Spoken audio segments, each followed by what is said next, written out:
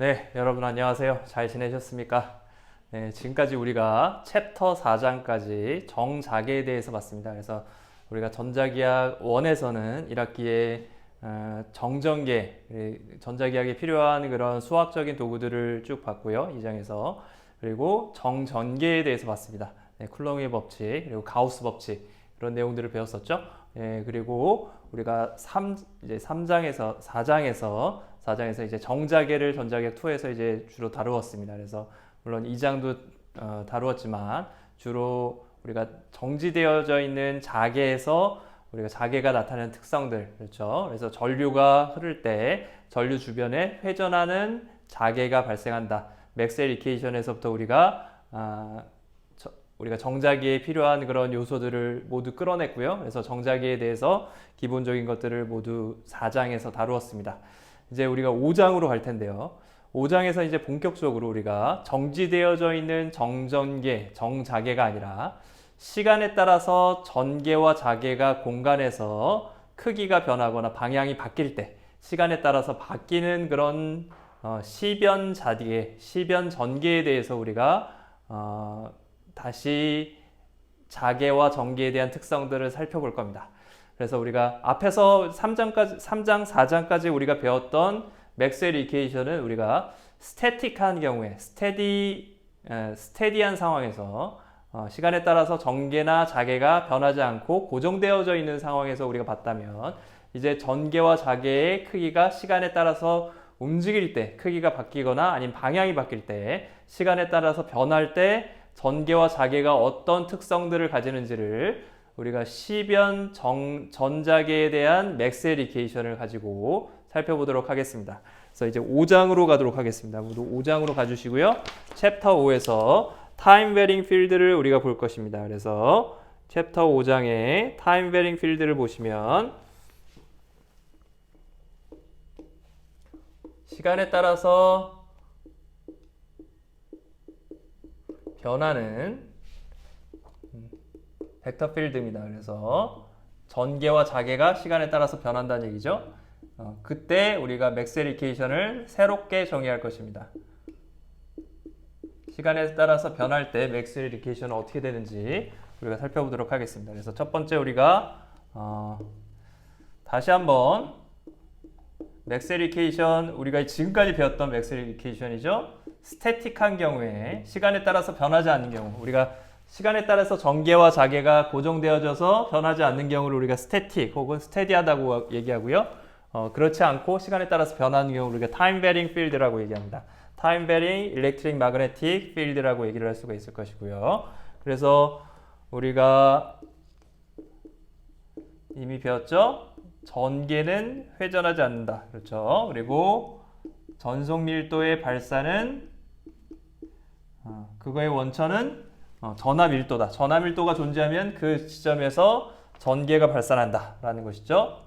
이 두 가지 전속 밀도와 전계를 이어주는 상수는 엡실론 값이었습니다. 엡실론으로 우리가 묶을 수가 있고요. 그리고 또 역시 마찬가지로 자계에 대해서 우리가 자속 밀도를 정의할 수 있었고요. 자속 밀도의 발산은 항상 0이었죠.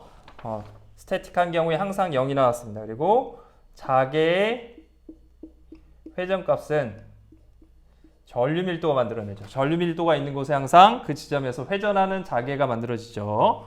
네, 전류 밀도의 방향이 오른손에서 회전하는 방향으로, 이쪽 방향으로 자계 강도가 만들어집니다. 그래서 자속 밀도와 자계의 관계는 뭐에 의해서 주어졌죠? 네, 뮤라는 상수에 의해서 주어졌죠. 투자율이었죠. 물질 내부의 자기적인 쌍극자가 어떤 특성들을 가지느냐에 따라서, 물질에 따라서 이 투자율 값이 큰 경우도 있었고요. 작은 경우도 있었습니다. 그래서 우리가 그런 내용들을 4장에서 주로 다루었습니다. 요 맥스웰 이퀘이션을 주로 다루었죠. 지금까지는 우리가 시간에 따라서 변하지 않는 전계와 자계였어요.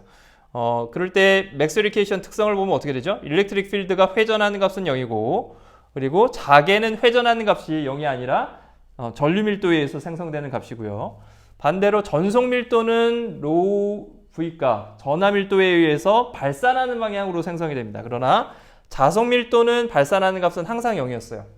그렇게 됐죠? 이렇게 대칭적인 모습을 지니고 있습니다. 그렇죠? 서로 대칭적입니다. 전류 밀도가 소스면 전하 밀도가 소스고요. 대신에 얘는 발산하는 방향으로 생겨나고 회전하는 방향.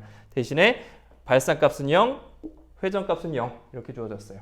이것이 스태틱한 경우의 맥스웰 이퀘이션의 특성이었어요.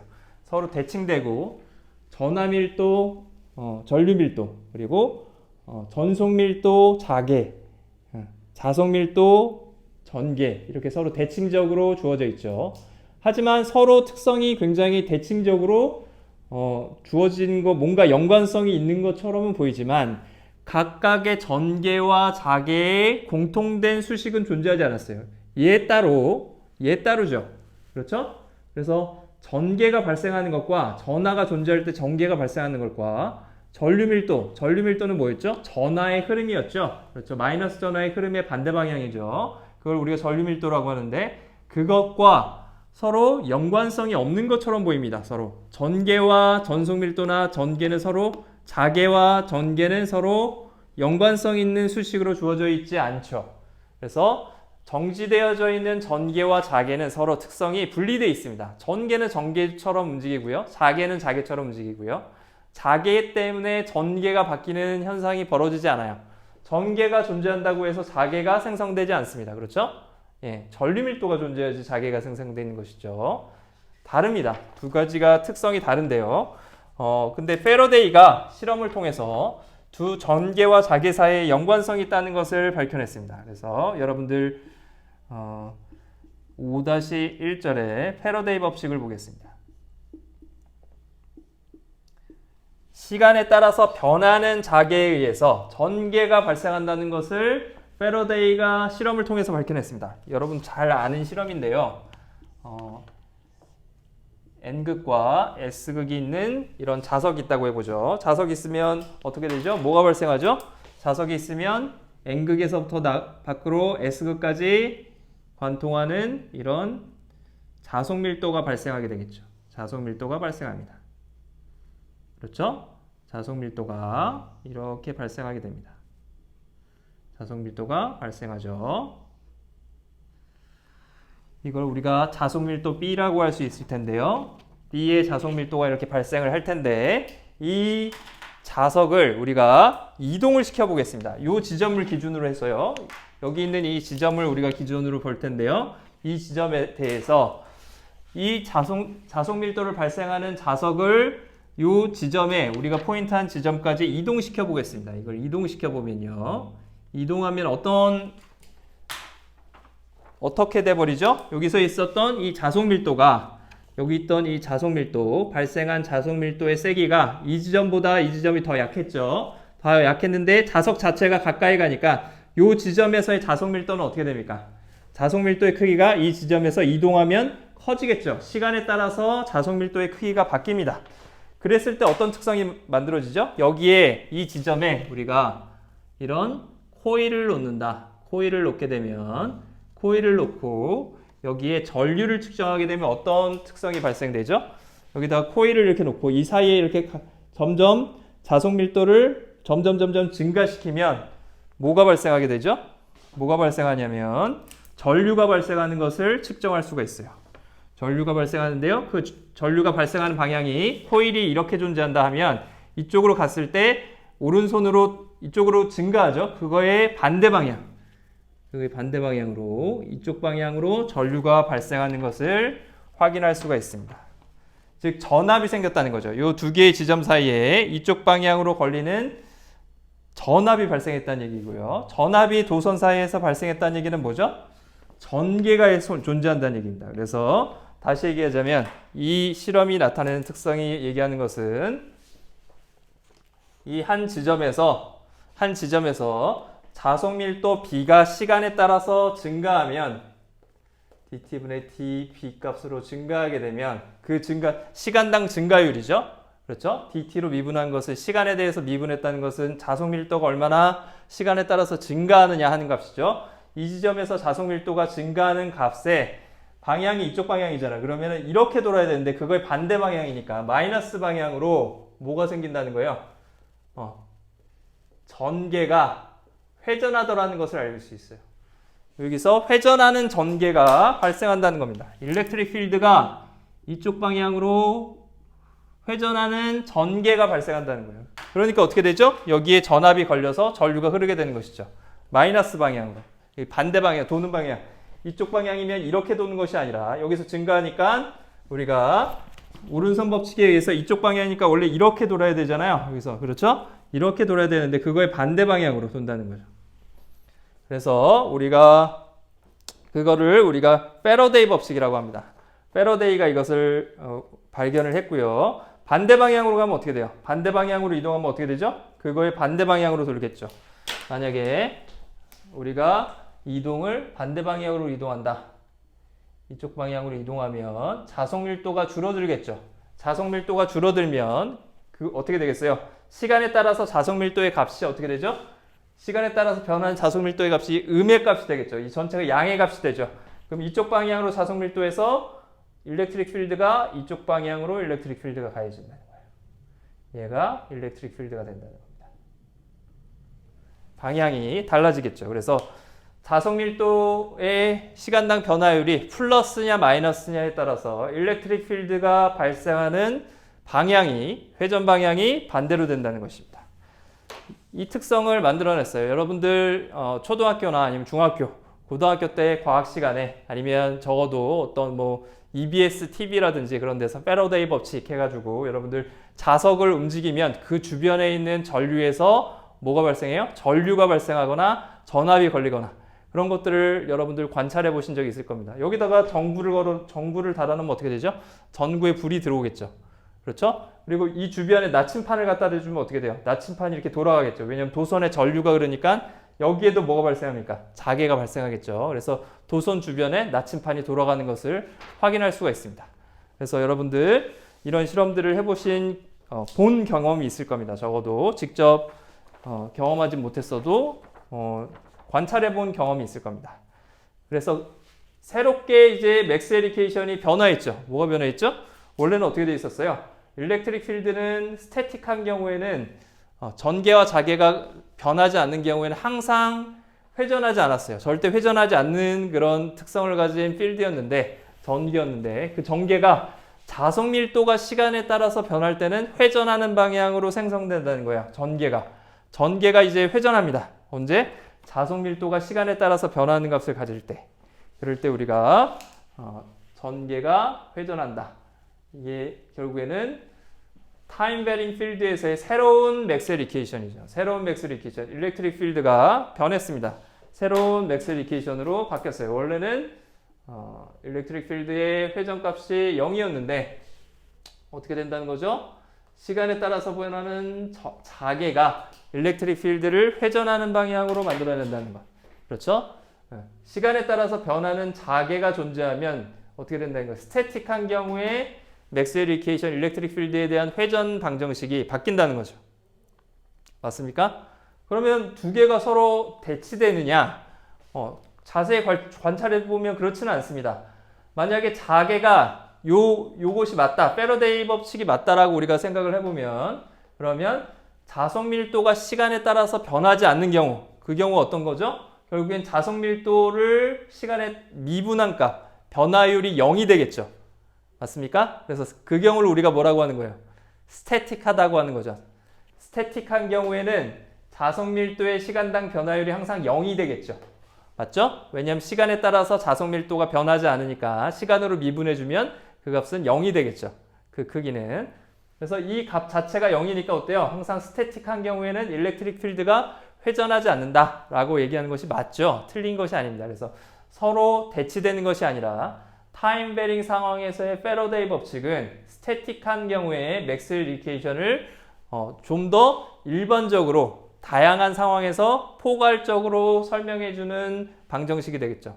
그러니까 이 방정식이 타임 베링한 경우, 스태틱한 경우를 모두 포함하고 있겠죠. 맞습니까? 따라서 우리는 이제 더 이상 맥스웰 이퀘이션을 이렇게 쓸 필요 없고요. 일반적으로 타임 베링한 상황에서 일반적인 수식으로 맥스웰 이퀘이션을 고쳐 쓸 수 있게 됩니다. 타임 베링한 상황까지 설명해 줄 수 있는 맥스웰 이퀘이션이죠. 이걸 우리가 패러데이 법칙이라고 얘기합니다. 다시 한번 얘기하면 패러데이 법칙의 의미는 뭐예요? 시간에 따라서 시간에 따라 자속 밀도가 변하는 거죠. 그래서 자속 밀도의 변화율, 자속 밀도 B 벡터 필드의 변화율이 시간당 변화율에 의해 변화율의 반대 방향으로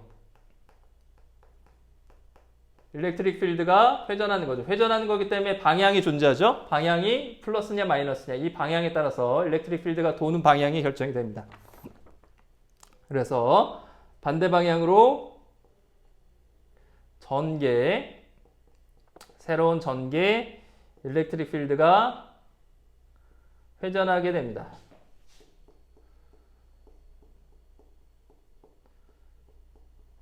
이게 이 특성이죠. 이거를 우리가 패러데이 법칙이라고 얘기를 합니다. 방금 전에 얘기했던 것처럼 스태틱한 경우에는 어떻게 된다고요?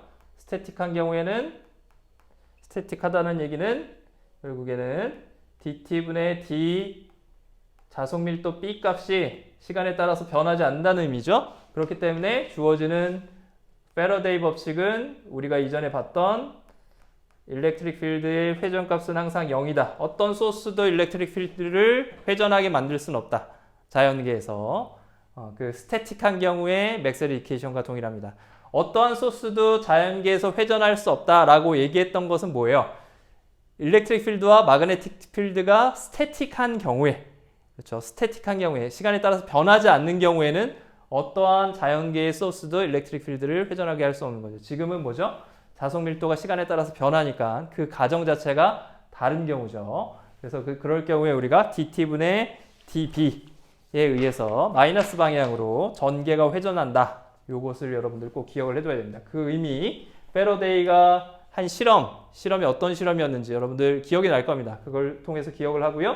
그리고 그걸 표현해주는 미분형 맥스웰 이퀘이션, 그렇죠? 그리고 시간에 따라서 자속밀도 B의 변화율의 반대 방향으로 전기의 E는 회전한다라는 그 의미, 이 수식이 가지는 의미를 여러분들 동시에 다 기억을 해둬야 됩니다. 이제 미분형으로 우리가 패러데이 법칙, 맥스웰 이퀘이션을 표현을 했고요. 그럼 맥스웰 이퀘이션은 뭘로 또 표현이 가능하죠? 이 전체를 우리가 적분해서 표현이 가능합니다. 그래서 적분 형태로 우리가 유도를 해보겠습니다. 적분형으로 유도하면 적분형 패러데이 법칙을 우리가 살펴보면 전체 컬로 주어지는 미분형 벡터 필드를 어떻게 주죠? 전체를 컬로 주어지면 컬인 경우에는 어떻게 되죠? 이렇게 회전하는 값이죠. 회전하는 값이 면이 존재하겠죠. 면에서 이렇게 회전하는 거죠. 면의 둘레에서 이 면의 겉 둘레에서 회전하죠. 그래서 열린 면 S에 대해서 우리가 주어지는 일렉트릭 필드의 회전 값을 어떻게 주죠? 회전 값은 벡터 값으로 주어지겠죠. 그 벡터 값에다가 이 면의 법선 벡터 ds를 내적해서 이쪽 방향으로 회전하는 값들을 다 이 값에서 면 각각의 ds 값에서 다 내적해서 더해줍니다. 그러면 이쪽 방향으로 회전하는 값들이 다 더해질 텐데, 그럼 그 값들을 순수하게 다 더하면 내부에서는 이렇게 회전하는 부분이 서로 면이 작은 면들이 맞닿았죠. 그래서 어떻게 된다 그랬죠? 상쇄되고 결국엔 겉 테두리만 남게 되겠죠. 이 열린 면 S를 둘러싼 뭐죠? 둘러싼 면, 그것만 남게 되겠죠. 네, 그건 이제 스토커스 시어리엄에 의해서 뒤에서 넘어가게 될 거고요. 우변은 어떻게 됩니까? 우변을 우리가 면에 대해서 적분하면 열린 면 S에 대해서 dt분의 d 자속밀도 시간당 변화율을 우리가 면 S에 대해서 적분해 주는 거죠. ds에 대해서 적분해 주는 겁니다. 그래서 앞에서 봤던 그런 실험을 우리가 다시 한번 생각해 보면, 우리가 N극, S극이 있을 때 우리가 주어지는 어떤 코일에서의 자속밀도, 만들어지는 자속밀도를 생각한다고 한다면, 주어지는 코일에서 좀 이렇게 옆으로 길쭉하게 해볼까요? 코일에서 자속밀도를 우리가 생각한다고 한다면 이렇게 되겠죠. 그래서 이 면을 우리가 뭐라고 하는 거죠? 여기서 주어지는 이 면을 우리가 S라고 하면, 이 면에 둘러싼 경로가 있을 겁니다. 선경로. 이 경로를 우리가 뭐라고 하죠? 이 둘러싼 경로를 우리가 C라고 할 수 있을 거예요. 이 경로를 C라고 해봅시다. 둘러싼 경로를 C라고 하면 이제 스토크스 시어럼을 이용해서 좌변을 우리가 선적분으로 바꿔줄 수가 있게 되겠죠. 그래서 스토크스 시어럼을 적용하면 여기서 스토크스 시어럼을 적용하면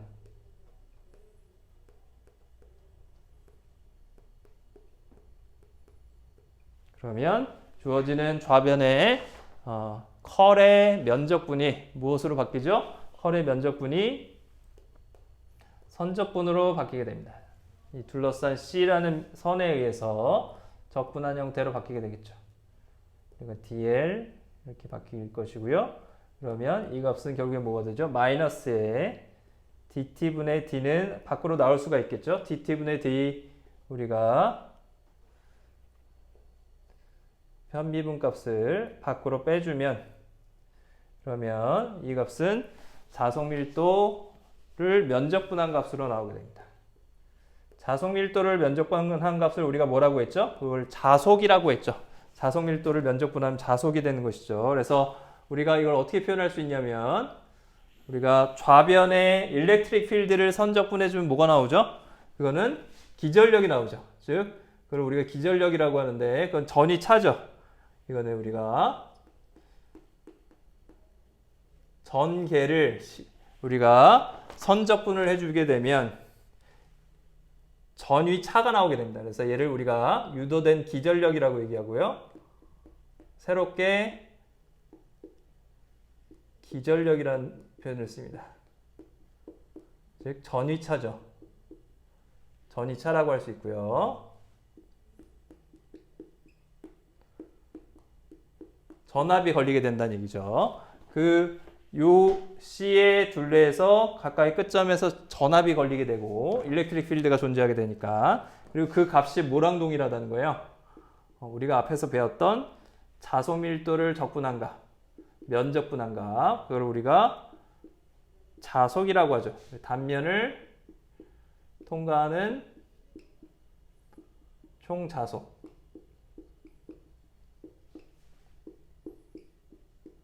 그거를 우리가 이렇게 표현할 수가 있습니다. 결과적으로 어떻게 됩니까? 주어진 수식은 좌변은 우리가 기전력 VEMF라고 표현하고요. 좌변은 뭐가 되죠? dt분의 d의 자속을 우리가 시간당 변화율로 만들어준 것. 이것이 결국에 무엇이냐? 패러데이 법칙이라고 얘기합니다. 얘를 뭐라고 하냐면 우리가 패러데이 법칙이라고 얘기를 합니다.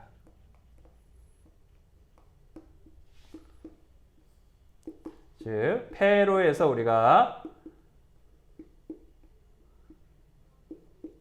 유도된 기전력의 크기는 기전력 전위차 전압의 크기는 회로를 통과하는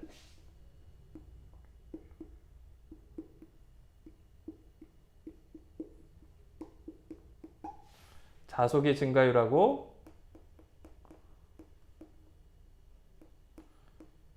증가율과 크기는 같고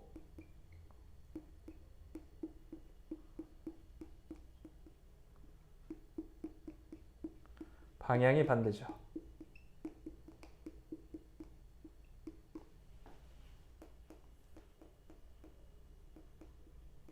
이것을 나타내는 것이 결과적으로 패러데이 법칙이고요. 결국에 이 패러데이 법칙에 의해서 이런 실험에서 나타나는 특성들에 의해서 전개와 자개의 특성에 의해서 뭐가 우리가 만들어졌죠? 네, 뭐의 원리예요? 패러데이 법칙이 여러분들 잘 알고 있는 발전기의 원리죠. 자석을 여러분들 시간당 자석을 우리가 회전시키니까 어떻게 되죠?